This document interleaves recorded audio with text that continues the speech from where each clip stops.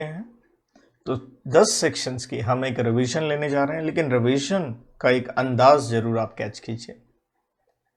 मैं सिर्फ आपको बोल के रिवीजन नहीं दे रहा हूं, मैं आपको बिल्कुल लिखवा के शॉर्ट में कैसे कि 25% ऑफ पेज में भी या आधे पेज में भी हमने जितने सेक्शन 10 तक पढ़े हैं हम सारे लिख सकते हैं, सारे केसेस याद कर सकते हैं और किस तरह से हम बाकियों से बेहतर हो सकते हैं।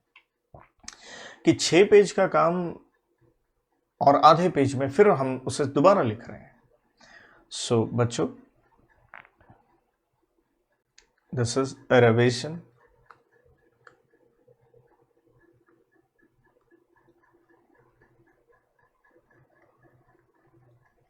कॉन्ट्रैक्ट एक्ट टिल सेक्शन 10 तक। तो बच्चों, सबसे पहले हमने पढ़ा, देखिए सबसे पहले हम ये सेक्शंस की नंबरिंग जरूर लिखेंगे, तो थोड़ा सा फास्ट करवाऊंगा ताकि चीज़ें लिखी भी जाएं और याद भी हो सके आपको।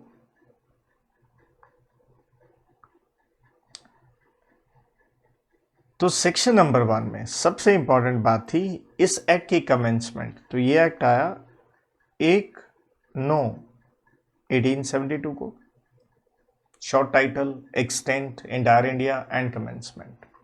सेक्शन 2 बड़ा जबरदस्त हो गया भाई। क्यों हो गया? डेफिनेशंस थी ना यार, ये तो बड़ा बनेगा।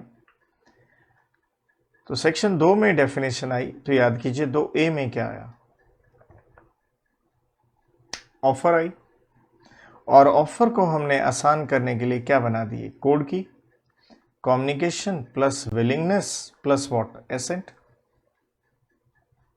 When one person signifies to another his willingness to do or abstain from doing with the view to obtaining the assent of that other to such act or abstinence. तो कम्युनिकेशन में हमने महत्वपूर्ण, नो डाउट हमने offer के ऊपर case पढ़े, वो भी हम लिखेंगे। हमने केस पढ़ा लालमन शुक्ला वर्सेस गौरी दत्त का, नौकर मालिक बच्चा गुम गया, दिस एंड दैट। तो ये केस फिट हो जाता है जनरल ऑफर पे भी। देन हमने इसी में केस पढ़ा बाल्फर वर्सेस बाल्फर, और ये किस पे पढ़ा था? Intention to enter into legal relationship, ना कि सोशल।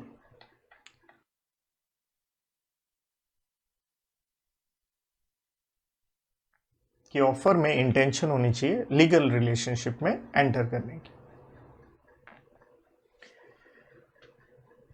देन हमने ऑफर में ही कई तरह की ऑफर की बात करी। उनमें से जो सबसे इंपॉर्टेंट आपने देखा, वो आपने देखा इनविटेशन टू ऑफर।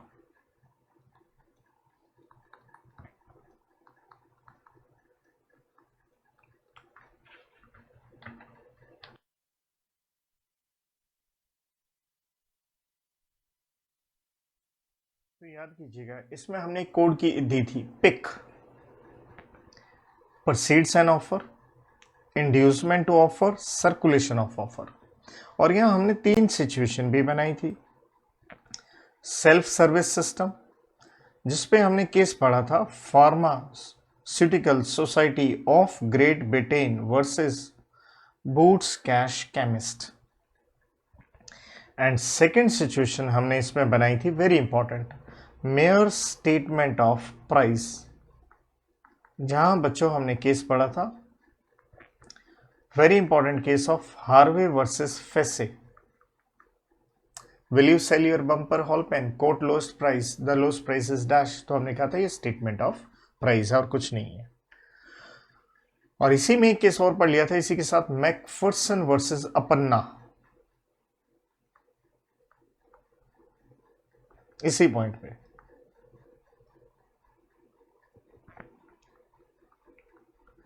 देन हमने एक सिचुएशन पढ़ी थी ऑक्शन सेल पे, कि वो भी इनविटेशन टू ऑफर है, और इस पे केस पढ़ा था हैरिस वर्सेस निकरसन का। देन हमने कहा था जो ऑफर है वो बच्चों जर्नल भी हो सकती है, और जर्नल पे केस यही लालमन शुक्ला वाला आ गया था, गौरी दत्त। ऑफर स्पेसिफिक भी हो सकती है, और स्पेसिफिक में वही केस जो एक्सेप्टेंस में बहुत यूज किया, बोल्टन वर्सेस जॉन्स। देन हमने कहा था ऑफर जो है वो ओपन, स्टैंडिंग, कॉन्टिन्यूस भी हो सकती है, और यहां हमने केस लिया था Bengal coal company versus Homi Wadia, right. फिर हमने क्रॉस ऑफर की भी बात करी। Offer by two parties containing same terms of bargain in ignorance cross each other in post। और काउंटर ऑफर तो देखिए सेक्शन 7 में आ ही जाएगा, वहां हम उसकी बात कर लेंगे। तो मोटे मोटे जितने पॉइंट हैं I have try to share over here. Thereafter natural है टू बी में आप खतरनाक चीज देखते हो, एक्सेप्टेंस। लेकिन इसी में मत भूलें कि एक्सेप्टेंस के साथ टू बी में ही क्या था, प्रॉमिस। और प्रॉमिस की कोड की तो बहुत ही सिंपल थी, ऑफर प्लस एक्सेप्टेंस, और एक्सेप्टेंस की कोड की थी सी प्लस ए। तो कहानी सारी किस पे थी, कम्युनिकेशन पे थी। तो एक्सेप्टेंस में, कम्युनिकेशन में हमने बहुत कुछ पढ़ा। सबसे पहले हमने कहा कम्युनिकेशन होनी चाहिए, तो हमने सबसे पहले जो केस लिया वो था ब्रॉकडन वर्सेस मेट्रोपॉलिटन रेलवे कंपनी, जहां मैनेजर साहब ने एक कॉन्ट्रैक्ट, एक ड्राफ्ट अप्रूव करने के बाद कैबिनेट में छोड़ दिया, अगले को कम्युनिकेट नहीं किया। देन इसी में हमने पढ़ा acceptance can't be applied from silence, the case of Felthouse versus Bindley. Then हमने कहा acceptance is something more than mere mental assent, मन ही मन सोच लेने से कुछ नहीं होगा। तो केस का नाम था सेंट्रल बैंक वर्सेस वेंकटेश, जहां पे क्या हुआ, बैंक ने एक रेजोल्यूशन पास किया वो जमीन वगैरह बेचने का, लेकिन वो लोग भी कम्युनिकेट करना भूल गए। देयर आफ्टर हमने पढ़ा कम्युनिकेशन कौन करेगा, ऑब्वियसली एक्सेप्टर करेगा, और यहीं पे हमने केस लिया बोल्टन वर्सेस जोन्स वाला, क्योंकि हुआ क्या था, एक्स ने अपना बिजनेस जोन्स को बेच दिया था, उनके बीच में कॉन्ट्रैक्ट था, लेकिन बोल्टन ने एक्सेप्ट कर लिया, तो आप तो नहीं कर सकते हैं। देन हमने पढ़ा आप कम्युनिकेशन जो है किसको करेंगे, ऑब्वियसली ऑफरर को करेंगे, और ऑफर को करेंगे, इसमें था बोल्टन वर्सेस जोन्स वाला पॉइंट, सॉरी। और कम्युनिकेशन ऑफ एक्सेप्टेंस कौन करेगा, बाय एक्सेप्टर करेगा। यहां हमने केस लिया था वो टीचर वाली जॉब वाला, ओवेल वर्सेस ली, क्योंकि वो चेयरमैन ने कम्युनिकेट नहीं किया था, एक मेंबर ने ही आउट ऑफ ट्रैक आके कम्युनिकेट कर दिया था कि भाई आपको जॉब मिल जाएगी। देन क्योंकि हम कम्युनिकेशन की बात कर रहे हैं, तो हमने कहा था कि बिना कम्युनिकेशन के भी बात बन सकती है, और यहां हमने केस लिया था कार्लिल, वेरी इंपॉर्टेंट केस, और कार्लिल वाला हमने ऑफर में भी यूज कर लिया था, वो जर्नल ऑफर में, Carlill versus carbolic smoke ball company, जहां कंपनी की तरफ से एक न्यूज़पेपर में ऐड आती है, भाई इनाम मिलेगा जिसको हमारी गोलियां कंज्यूम करने के बाद स्टिल क्या हो जाए, इन्फ्लुएंजा हो जाए। तो देखिए मैं केसेस के नाम लिखे जा रहा हूं, बार बार सारे पॉइंट नहीं लिख रहा हूं, क्योंकि उतने से आपको recall value I hope so बन जाएगी। स्टिल आपको लगता है कि थोड़ा थोड़ा पॉइंट भी वो लिखें, तो आप अपने नोट्स के साथ लिख सकते हैं, बट मैं तो कह रहा हूं बहुत ही कम जगह में लगभग सारी टेक्निकल चीजें मैं आपकी यहाँ पे लिख के दे दूंगा। देन बच्चों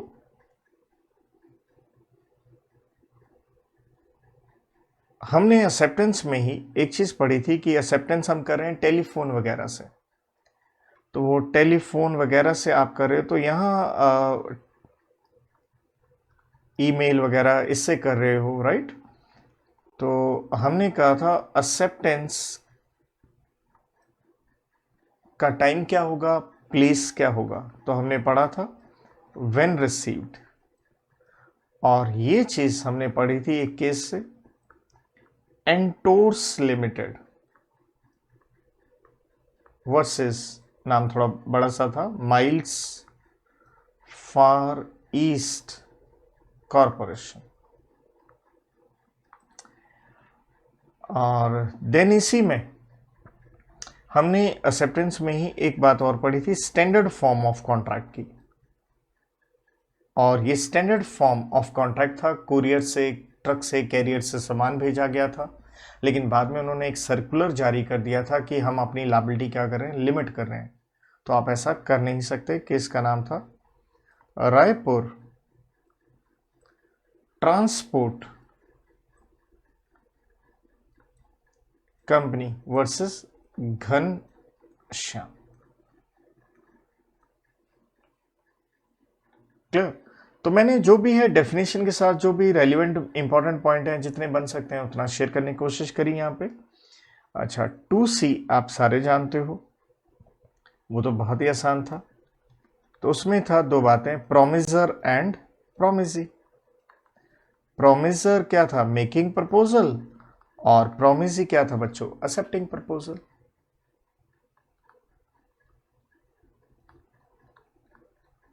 ये मेकिंग और वो क्या है, एक्सेप्टिंग। डी में क्या था, कंसिडरेशन।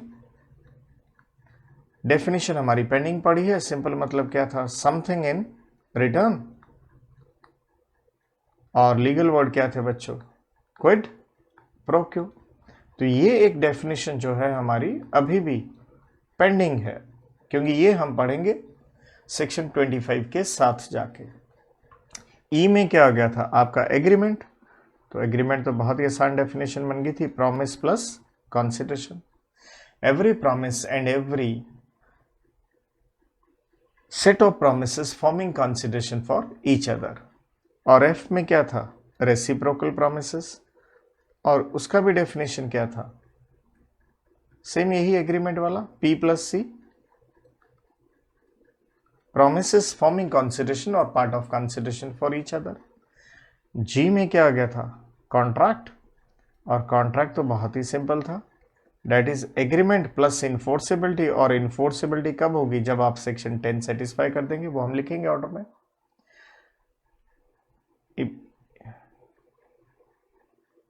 ये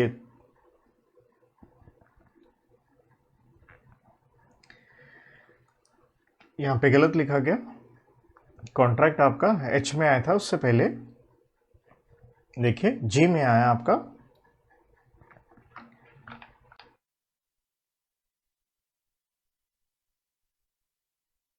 वॉइड एग्रीमेंट बेटा। तो वॉइड एग्रीमेंट जो हमने कहा था शुरू से क्या है, नलिटी है, एज गुड एज नथिंग। तो एग्रीमेंट तो है लेकिन क्या नहीं है, इनफोर्सेबिलिटी नहीं है।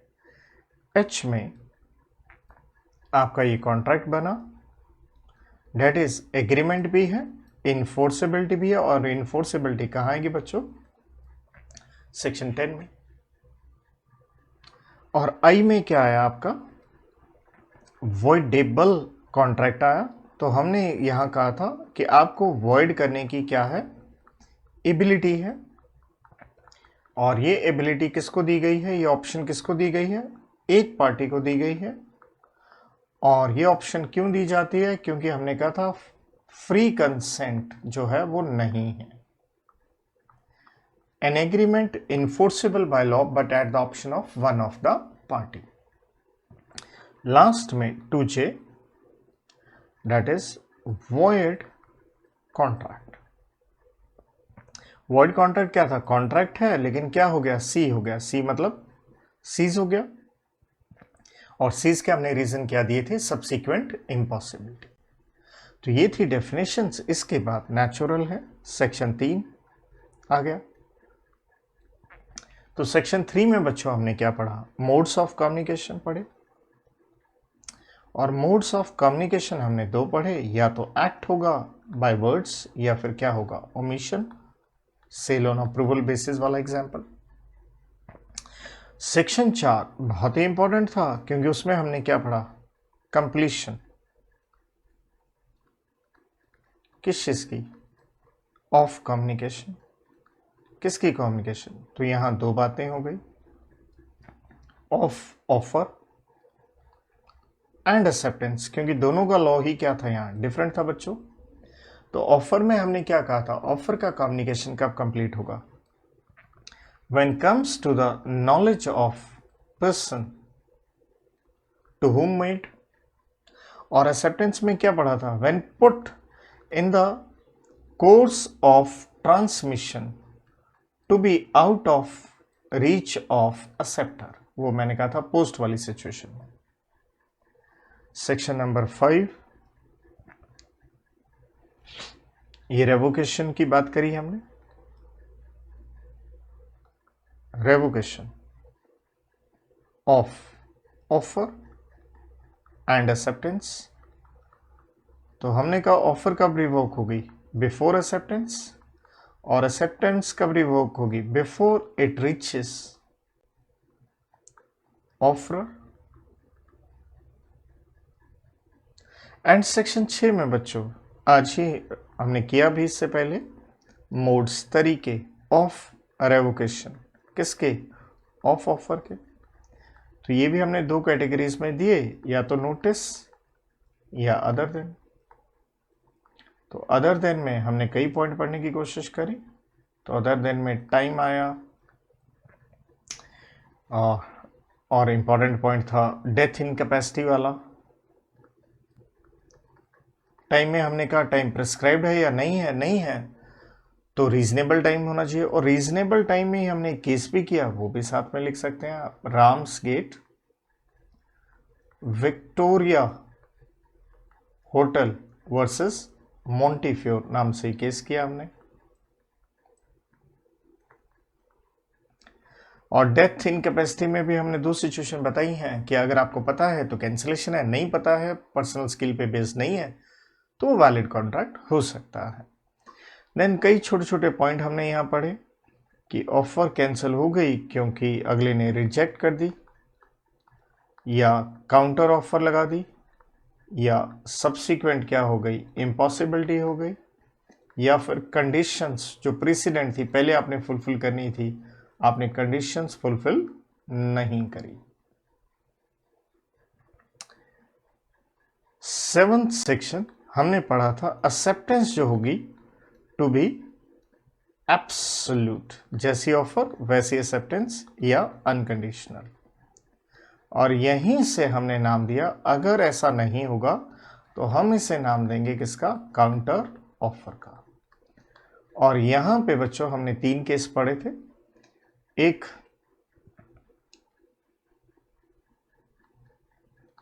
पहला केस नील वर्सेस मेरिट वाला, जहां आपने क्या किया था, प्रॉपर्टी बेचनी थी और बायर ने कहा वो पैसे इंस्टॉलमेंट में देगा। नंबर 2 हमने पढ़ा यूनियन ऑफ इंडिया वर्सेस बहुलाल का, 1 लाख का ऑफर था, अगला कहता 80,000। तीसरा था जस्ट लैंग्वेज में फर्क हो जाए तो उसको हम मॉडिफिकेशन नहीं कहेंगे, और ये केस था हेवर्थ वर्सेस नाइट का।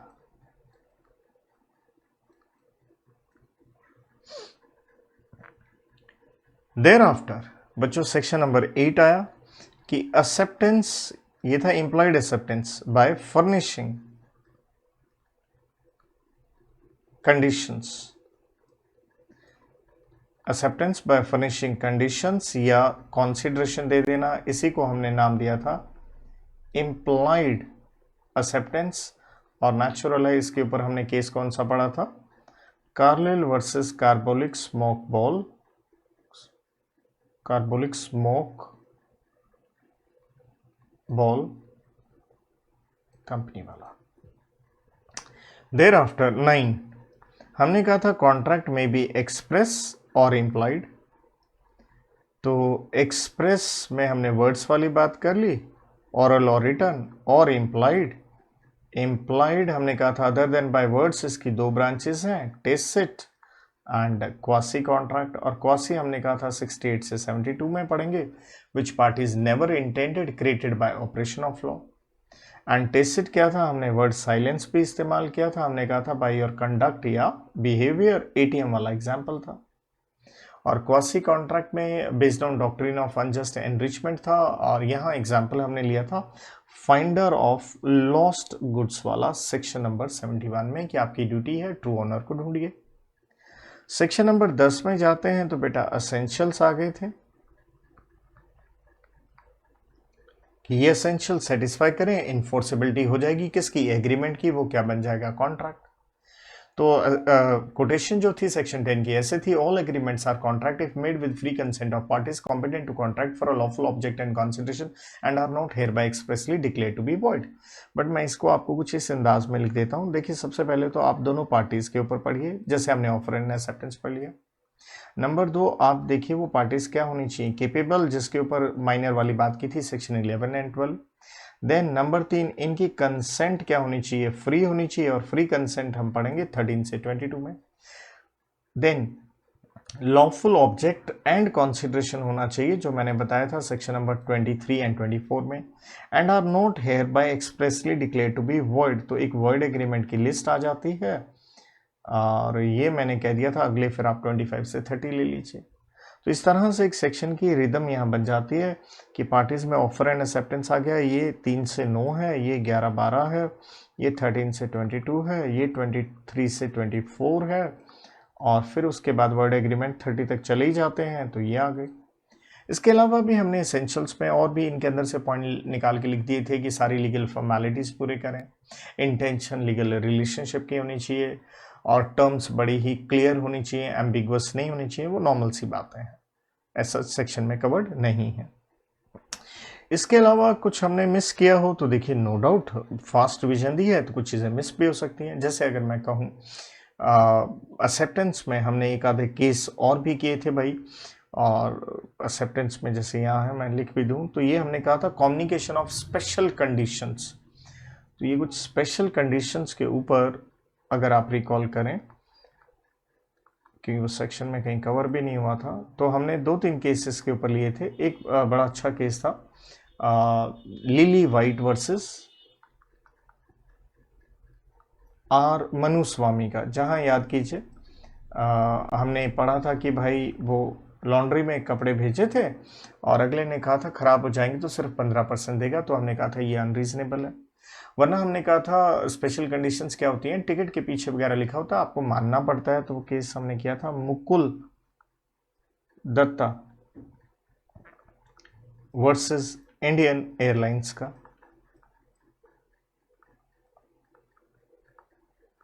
इसके अलावा कुछ और देखें तो देखिए, हमने एक पर्सन ये भी पढ़ा था टाइप्स ऑफ कॉन्ट्रैक्ट, ये हमने बिना सेक्शन के बच्चों किया था।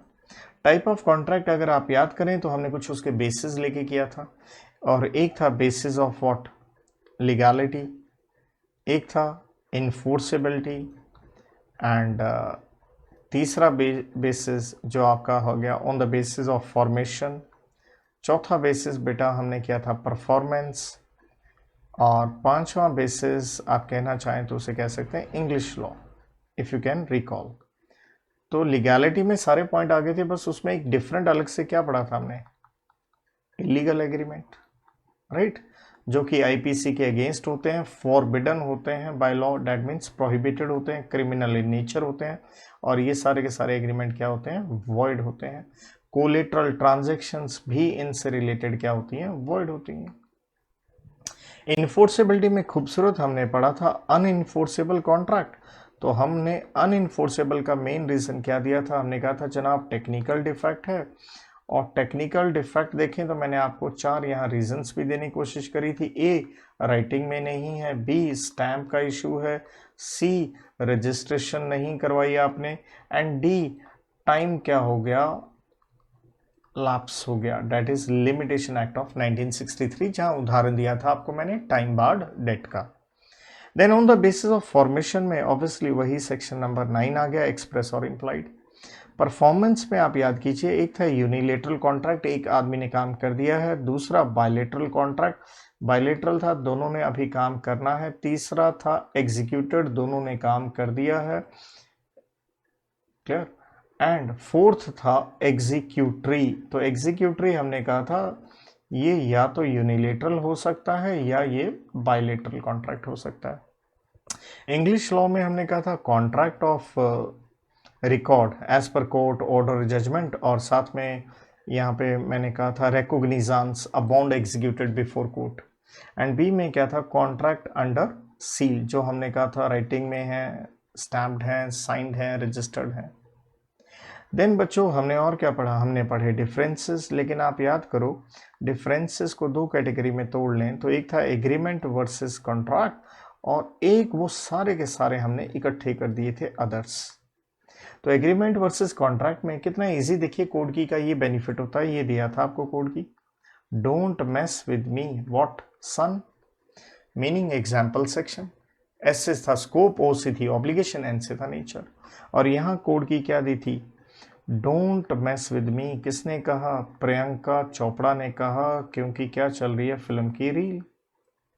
मीनिंग एग्जाम्पल सेक्शन, पी से पनिशमेंट परफॉर्मेंस भी कह सकते हैं आप, एंड सी से कॉम्पनसेशन, और पी सी सी कोलेटरल, सी दो बार भी लिया था कोलेटरल ट्रांजेक्शन्स। आर से बड़ा इंपॉर्टेंट पॉइंट था restitution of benefit, enforceability, essentials, legal rights and obligations. तो इसलिए हमने एक ये सेक्शन रेस्टिट्यूशन, ये बच्चों हमने जरूर पढ़ा, और इसके ऊपर हमने दो सेक्शन भी पढ़े।